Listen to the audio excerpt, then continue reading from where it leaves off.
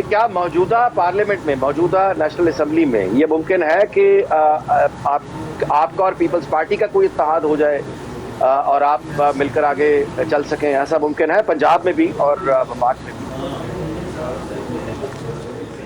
دیکھیں، حکومت بنانے یا حکومت گرانے کے لیے تو ہم اتحاد، بالکل خان نے کہہ دیا ہے کہ نو کولیشن گورنمنٹس. کولیشن گورنمنٹس یہ بنائی بھی جاتی ہیں، اسٹیبلشمنٹ بناتی ہے اور پھر کولیشن پارٹنرز کو علیحدہ بھی وہی کرتی ہے اور دھڑم گرتا ہے اور پھر بلیک میل ہوتے ہیں کولیشن گورنمنٹ سے. سو عمران خان کی بڑے واضح ہے کہ کولیشن گورنمنٹ نہیں بنائی جائے گی، لیکن اگر سیاسی جماعتیں بات کرتی ہیں مل کر بیٹھ کر تو کوئی مذائقہ نہیں ہے کہ ملک کو اسٹیبلشمنٹ سے کس طرح سے آزاد کروانا ہے. آصف جی کی الفاظ چلیں، میں بھی آپ کو یاد دلاتا ہوں، ابھی انہوں نے کہا ہے کہ ججز نے آئین کو ری رائٹ کیا ہے. وہ مسلسل اور مستقل ایک ہی بات کر رہے ہیں، یہ جو فیصلہ مخصوص نشستوں پر آیا ہے. تو آپ وکیل ہیں، رہنمائی فرمائیے کہ آپ کے خیال میں آئین کو ری رائٹ کیا گیا ہے؟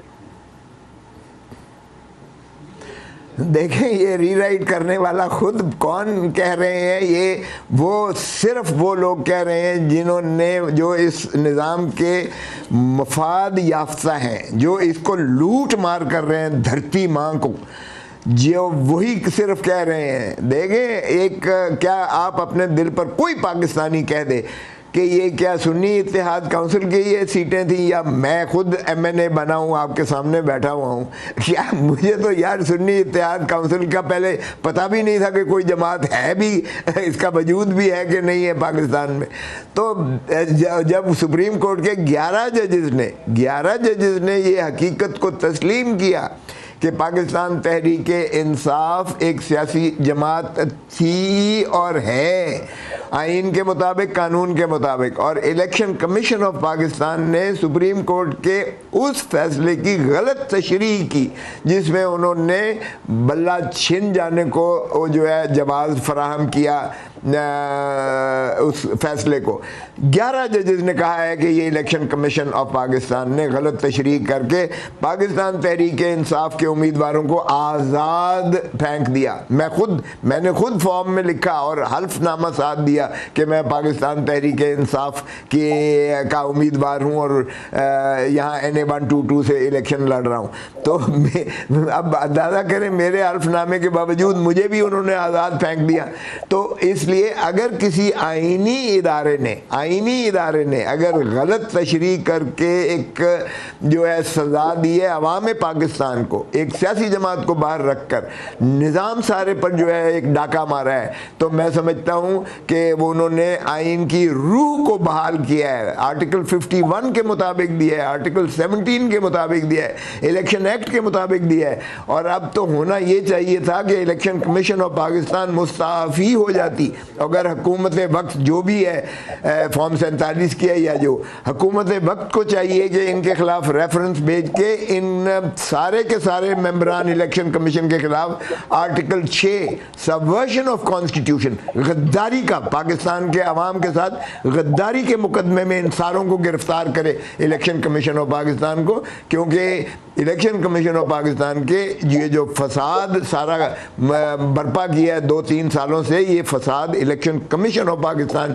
کی وجہ سے ہوا ہے. رپورٹ ہوا ہے جی کہ آج باری پی ٹی آئی نے صحافیوں سے بات کرتے ہوئے کہا ہے کہ بشرا بی بی کو اس بات کی سزا دی جا رہی ہے کیونکہ جب انہوں نے ایک آفیسر کو تبادلہ کیا جو اس وقت ظاہر ہے کہ اہم ترین مقام پر ہیں، وہ جب ماضی میں ان کو یعنی جنرل عاصم کا تبادلہ کیا گیا بطور ISI چیف، تو بشرا بی بی نے ان کی سفارش نہیں کی تھی. اس بات کی سزا دی جا رہی ہے بشرا بی بی کو.